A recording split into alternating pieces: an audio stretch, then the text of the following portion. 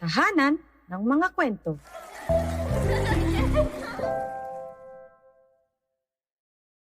Ang kwento ni Langgam at Tipaklong. Sa isang maliit na kagubatan, may isang masipag na langgam na nagngangalang Langgam. Araw-araw, kahit tirik ang araw, si Langgam ay walang sawang nag-iipon ng pagkain. Alam niya na darating ang tag-ulan at kailangan nilang maghanda para dito. Hindi lamang para sa sarili niyang kaligtasan ang iniisip ni Langgam, kundi para na rin sa buong kolonya ng mga langgam. Sa kanyang puso, alam ni Langgam na ang bawat butil ng pagkain na kanyang iniipon ay magsisilbing kaligtasan sa mga darating na araw. Habang si Langgam ay abala sa kanyang gawain, si Tipaklong naman ay masayang naglalaro at nag-aawit. Mahilig si Tipaklong sa musika at pagsasayaw at sa kanyang mata, walang dahilan para mag-alala tungkol sa hinaharap. Bakit ako mag-aabala? Napakaganda ng panahon.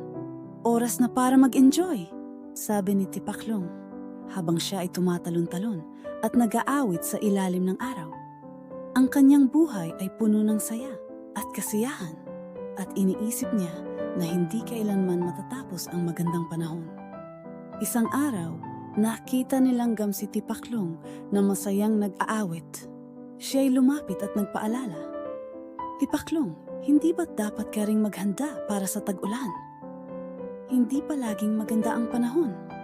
Kapag dumating ang ulan, paano ka makakakain?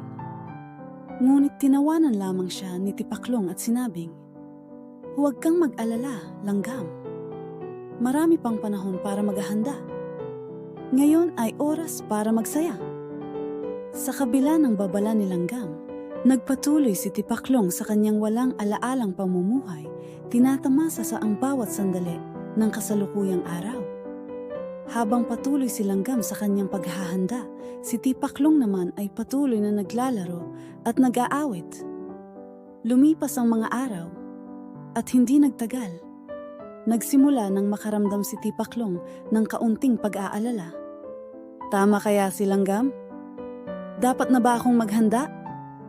Ngunit sa tuwing naiisip niya ito, pinapawi niya ang kanyang pag-aalala sa pamamagitan ng paglalaro at musika. Bukas na lang ako maghahanda, sabi ni Tipaklong sa kanyang sarili. Ngunit ang bukas ay palaging nakakalimutan. Di nagtagal, dumating ang tag-ulan. Ang dati maaraw at masayang kagubatan ay napuno ng ulan at hangin.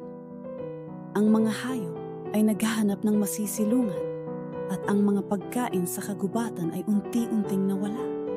Si Langgam, na matagal nang naghahanda, ay ligtas sa loob ng kanyang tahanan kasama ang marami niyang naipon na pagkain. Samantalang si Tipaklong na walang naipon ay nagsimulang magutom at maghahanap ng pagkain.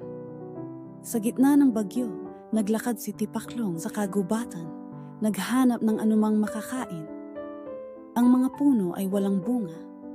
Ang lupa ay basa at malamig. Bakit hindi ko pinakinggan si Langgam?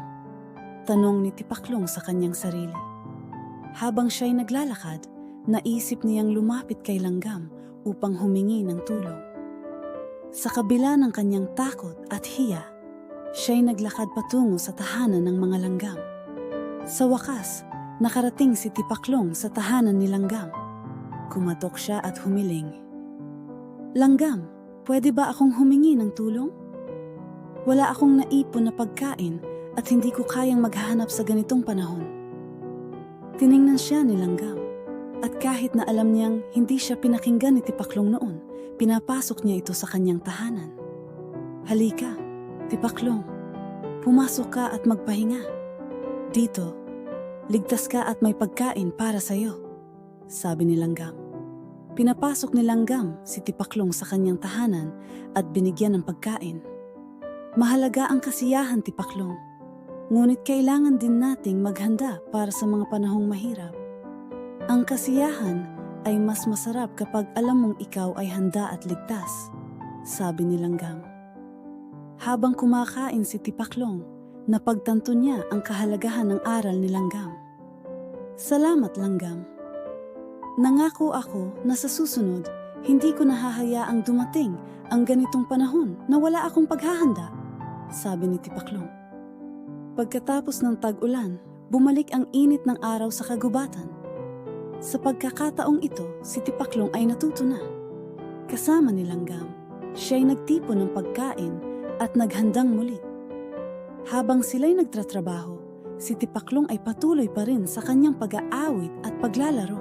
Ngunit sa tuwing matatapos ang isang gawain, natutunan niya na ang balansing buhay, may kasiyahan at may kahandaan, ay ang susi sa tunay na kaligayahan. Mula noon, magkasama nang naghahanda sina Langgam at Tipaklong para sa anumang darating na panahon. Natutunan nila na ang buhay ay mas masaya kapag handa ka at mayroon kang kasama na handang tumulong. Sa kanilang pagkakaibigan, nakita nila na ang sipag, kasiyahan at pagtutulungan ay ang tunay na susi sa masayang buhay. At tuwing dumating ang tag-ulan, alam nila na sila ay ligtas dahil sa kanilang pinagsama-samang pagsisikap